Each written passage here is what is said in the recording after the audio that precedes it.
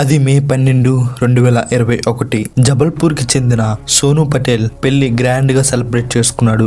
Just 4 రోజుల తర్వాత అంటే మే 16న సోను తన భార్య ఫోన్ రిపేర్ చేయించడానికి దగ్గరలో ఉన్న మార్కెట్ కి వెళ్ళాడు. ఆ రోజు వెళ్ళిన సోను పటేల్ ఎప్పటికీ ఇంటికి తిరిగి రాలేదు. మే 24న సోను బ్రదర్ కి పోలీసుల నుండి కాల్ వచ్చింది. పోలీసులకు ఒక ఫారెస్ట్ లో ఒక బైక్ దొరికింది. దీంతో పోలీసులు సోను బ్రదర్ ని ఇమీడియట్ గా ఆ ప్లేస్ కి పిలిచారు. సోను బ్రదర్ ఆ ప్లేస్ కి రీచ్ అయినప్పుడు బండిని చూశాడు. ఆ బండి సోనుదే అని కన్ఫర్మ్ చేశాడు. కానీ సోను ఎక్కడా అని పోలీసులను అడిగాడు. అప్పుడు పోలీసులు దగ్గరలో ఉన్న డెడ్ బాడీని చూపించారు. ఆ బాడీ చూడటానికి ఒక బండరాయి తోటి తల మీద బాగా కొట్టినట్టుంది. ఎవరూ ఐడెంటిఫై చేయలేని పరిస్థితిలో ఉంది. అండ్ బాడీ సగం డీకంపోజ్ అయింది. బాడీని పోస్ట్ మార్టం కి పంపగా రిపోర్ట్స్ లో సోను పటేల్ అని తేలింది. ఇప్పుడు క్వశ్చన్స్ రైజ్ అయ్యాయి. ఎవరు అంత దారుణంగా హత్య చేశారు? అది పెళ్ళైన 4 రోజులకే ఎందుకు ఇలా చేశారు? అసలు ఈ కేసులో ఎవరెవరు ఉన్నారు?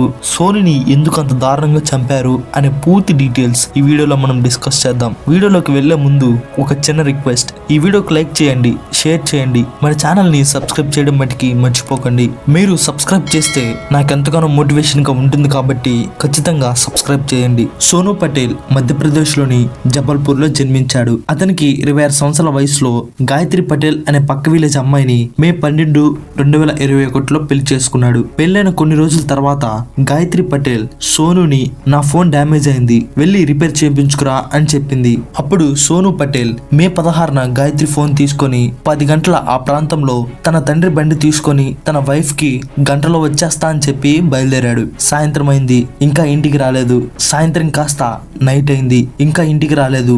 గాయత్రి భయపడుతూ ఉంది. గాయత్రి మాత్రమే కాకుండా వాళ్ళ పేరెంట్స్ అండ్ బ్రదర్ కూడా భయపడుతున్నారు. ఆ రోజు రాత్రి 11 గంటలకి సోను బ్రదర్ కేసు ఫైల్ చేశాడు. పోలీసులు ఇన్వెస్టిగేషన్ స్టార్ట్ చేశారు. పోలీసులతో పాటు సోను ఫ్యామిలీ కూడా వెతకడం స్టార్ట్ చేశారు.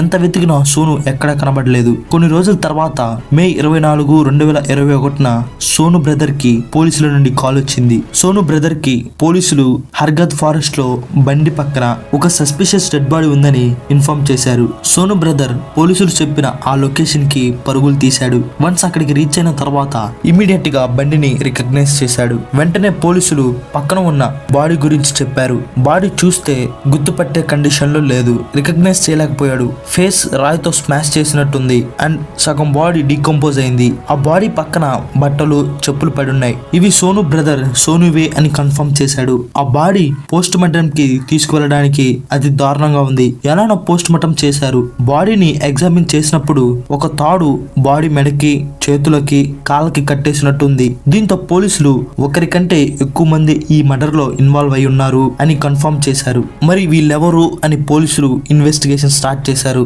అయితే పోలీసులు ఫస్ట్ సోను బ్రదర్ ని ఇన్వెస్టిగేట్ చేశారు. ఎవరైనా ఎనిమిస్ ఉన్నారా అని అడిగారు. సోను బ్రదర్ సోనుకి ఎవరు ఎనిమిస్ లేరు అని చెప్పాడు. ఆ తర్వాత సోను వైఫ్ అయిన గాయత్రి పటేల్ ని ఇన్వెస్టిగేషన్ చేయడానికి పిలిచారు. స్టార్టింగ్ గాయత్రి పోలీసులకు అంత ఇన్ఫర్మేషన్ ఇవ్వలేదు. అప్పుడు పోలీసులు ఒక ఇంపార్టెంట్ క్వశ్చన్ అడిగారు. 4 రోజులు సోనుతోనే ఉన్నావు కదా, ఏమన్నా జరగరాంది జరిగిందా అని అడిగారు. అప్పుడు గాయత్రి అవును జరిగింది అని చెప్పింది. ఏడ్చుకుంటూ మ్యారేజ్ జరిగిన 2వ రోజు నాకు సోనుకి గొడవ జరిగింది. ఈ గొడవకి కారణం మధు పటేల్ అని చెప్పింది. ఈ పేరు చెప్పగానే పోలీసులు ఆ పేరు నోట్ చేసుకున్నారు. సోను పటేల్ ఫోన్ లో మధు పటేల్ కాంటాక్ట్ ని చెక్ చేశారు. అందులో సోను చనిపోయే ముందు 3 సార్లు మాట్లాడినట్టు తేలింది. అప్పుడు గాయత్రిని పోలీసులు ఎవరి మధు పటేల్, ఎందుకు మీకు గొడవ జరిగింది అని అడిగారు. అప్పుడు గాయత్రి సోనుకి మధు పటేల్ మరదలవుతుంది. సోను ఇంకా మధు పటేల్ రిలేషన్షిప్ లో ఉన్నారని మధు పటేల్ పెళ్ళయ్యే 1 రోజు ముందు చెప్పింది. ఎలానో పెళ్లి చేసుకున్నా, పెళ్ళైన 2 రోజుల తర్వాత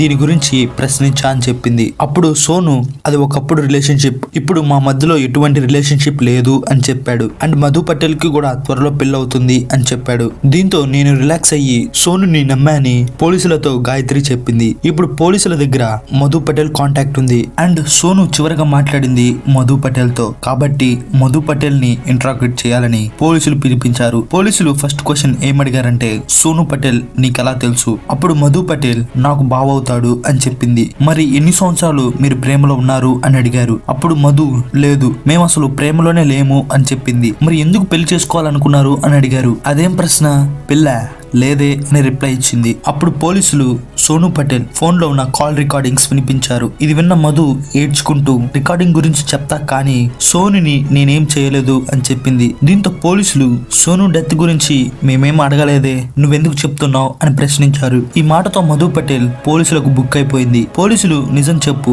లేదంటే నువ్వు కోర్టుకు వెళ్ళాలి, చాలా రచ్చ జరుగుతుంది అని చెప్పారు. ఇది విన్న మధు పటేల్ ఏడ్చుకుంటూ తను ఏం చేసిందో పోలీసులకు చెప్పుకొచ్చింది. అలాగే తన ఫ్యామిలీ డీటెయిల్స్ కూడా చెప్పింది. మధు పటేల్ మదయ్ విలేజ్ కి చెందిన నారి అండ్ పటేల్ కూతురు. మధుకి ఒక బ్రదర్ ఉన్నాడు, పేరు సాహిల్. సాహిల్ నిధి అనే అమ్మాయిని 2019లో పెళ్లి చేసుకున్నాడు. నిధి సోను సిస్టర్. వీళ్ళ ఫ్యామిలీస్ ఫార్మింగ్ చేసేవారు. సోనుకి మధు పటేల్ తెలుసు. రైస్ వీట్ మార్కెట్ లో అమ్మడానికి మధు ఇంటికి వెళ్లేవాడు. ఇలా వీళ్ళిద్దరు కలిసి జోక్స్ వేసుకుంటాం చేసి ఆటాపాట రిలేషన్షిప్ ని మెయింటైన్ చేశారు. ఈ రిలేషన్షిప్ కాస్త ప్రేమగా మారింది. అయితే సోను సిస్టర్ మధుని తీసుకుని సోని ఇంటికి వెళ్ళింది. అప్పుడు కరోనా వల్ల లాక్డౌన్ పడింది. ఈ టైంలో సోను మధు ఒకే ఇంట్లో ఉండడం వల్ల ప్రేమ ఇంకా ఎక్కువగా చిగురించింది. అయితే ఒక రోజు వీళ్ళ ఫ్యామిలీ మెంబర్స్ మొత్తం ఫామ్ వర్క్ మీద ఫామ్ కి వెళ్లారు. అండ్ సోను సిస్టర్ ఇంట్లో వంట చేస్తుంది. మధు ఇంకా సోను టీవీ చూస్తూ ఎంజాయ్ చేస్తున్నారు. ఈ సమయంలో సోను మధుకి ప్రపోజ్ చేశాడు. మధు కూడా యాక్సెప్ట్ చేసింది. వెంటనే సోను హక్ చేసుకుని పెళ్లి చేసుకుందాం అనుకున్నారు. వంట చేస్తున్న సోను సిస్టర్ చూసి వాళ్ళని నిషేధించింది. వీళ్ళిద్దరు పెళ్లి చేసుకుంటాం సోను సిస్టర్ కి అసలు ఇష్టం లేదు. ఎందుకంటే వీళ్ళు బావమర్దలు కాబట్టి ఫ్యామిలీ డిస్టర్బ్ అవుతుందని ఒప్పుకోలేదు. ఫ్యామిలీ మొత్తానికి ఈ విషయం తెలుస్తుంది అని చెప్పి నిధి మధుని వాళ్ళ ఇంటికి తీసుకుని వెళ్ళింది. వీళ్ళిద్దరు అసలు కలవట్లేదు, కలిసి మాట్లాడుకుంటలేదు. కాబట్టి వీడియో కాల్స్ లో మాట్లాడుకుంటూ ప్రేమను ఎక్స్ప్రెస్ చేసేవాళ్ళు. అయితే ఒకనొక టైంలో వీళ్ళిద్దరు ఫ్యామిలీస్ మధుకి సోనుకి సపరేట్ గా మ్యారేజ్ కి మ్యాచెస్ చూస్తున్నారు. మధుకి పక్కనున్న విలేజ్ లో విజయ్ పటేల్ దొరికాడు. వీళ్ళిద్దరికి ఎంగేజ్మెంట్ కూడా జరిగింది. దీంతో సోను మధుకి దూరంగా ఉన్నాడు. అండ్ సోనుకి కూడా మ్యాచ్ కుదిరింది. బస్నా విలేజ్ కి చెందిన గాయత్రి పటేల్ అనే అమ్మాయిని మ్యారేజ్ చేసుకోవడానికి రెడీ అయ్యాడు. మధు బాధపడుతూ ఉంది. ఎందుకంటే సోను ప్రామిస్ చేశాడు పెళ్లి చేసుకుంటా అని, కానీ ఇప్పుడు మ్యారేజ్ కి రెడీ అయిపోయాడు. దీనికి చాలా హట్ అయిపోయింది. సోనును వదిలి విజయ్ తో ఉండటం మధుకి అసలు ఇష్టం లేదు. అయితే ఒక రోజు సోను పెళ్లి గురించి చెప్పడానికి మధు ఇంటికి వెళ్ళాడు. అక్కడ మధుతో మాట్లాడే అవకాశం వచ్చింది. వీరిద్దరూ బయటికి వెళ్లి మాట్లాడుకుంటూ ఫిజికల్ గా కలిశారు. కలిసిన వీడియోని సోను రికార్డ్ చేశాడు. ఇంకా మధుని ఇబ్బంది పెట్టడం స్టార్ట్ చేశాడు. మధు సోనుని వదిలే మనం సపరేట్ గా న్యూ లైఫ్ ని లీడ్ చేద్దాం అని చెప్పినా వినకుండా వీడియో చూపించి టార్చర్ చేసేవాడు. పబ్లిక్ లో పెడతాని బెదిరించేవాడు. ఇలా బెదిరించి మే 12న పెళ్లి చేసుకున్నాడు. లాక్డౌన్ వల్ల మధు పెళ్లి పోస్ట్ పోన్ అయింది.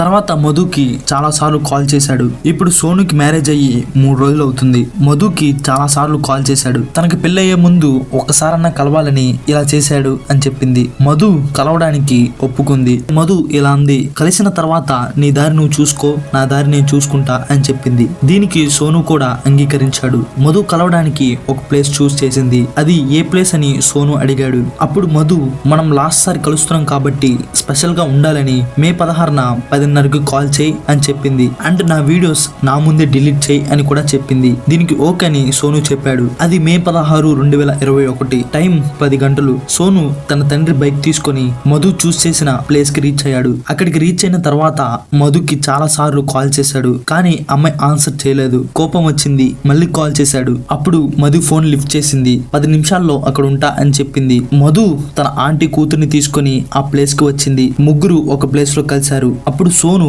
ఎక్కడికి వెళ్దామని మధుని అడిగాడు. మధు ఇలా అంది, మనం ఎప్పుడు వెళ్లే ప్లేస్ కి వెళ్దాం అని చెప్పింది. అదే హార్గాద్ ఫారెస్ట్. ముగ్గురు కలిసి ఫారెస్ట్ లోకి వెళ్లారు. అక్కడ ఒక చిన్న ప్లేస్ కనపడింది. అక్కడ కూర్చున్నారు. మధు ఒక బ్లాంకెట్ ని బ్యాగ్ లో నుండి తీసి అక్కడ వేసింది. ముగ్గురు కలిసి కూర్చున్నారు. ఇద్దరు ప్రేమతో మాట్లాడుకుంటున్నారు. సోను ఆ బ్లాంకెట్ మీద పడుకున్నాడు. అప్పుడు మధు లాస్ట్ మీట్ కాబట్టి స్పెషల్ గా చేద్దామని తాడుతో చేతులు కాళ్ళు కట్టేసి కళ్ళకి గంతులు కడతా అని చెప్పింది. ఆ తర్వాత మనం ప్రేమించుకుందాం అని చెప్పింది. దీనికి సోను ఓకే చెప్పాడు. అమ్మాయి మీద ఫీలింగ్స్ ఉన్నాయి కాబట్టి ఒప్పుకున్నాడు. వన్స్ సోను కళ్ళకి గంతులు కట్టిన తర్వాత ప్రేమగా మాట్లాడి ఆ తర్వాత పక్కనున్న పెద్ద బండరాయి తీసుకొని తల మీద కొడుతూనే ఉంది. కట్టడంతో సోను డిఫెండ్ చేసుకోలేకపోయాడు. ఆ తర్వాత తాడు గొంతుకేసి చంపేసింది. చనిపోయిన వెంటనే కళ్ళకు గంతలు తీసి చేతులకు కాళ్ళకి కట్టిన తాడులను కూడా తీసింది. తాడును అక్కడే పడేసి బ్లాంకెట్ తీసుకొని అక్కడి నుంచి ఇద్దరు పారిపోయారు. ఇది చెప్పి చివర్లో మధు పోలీసులకు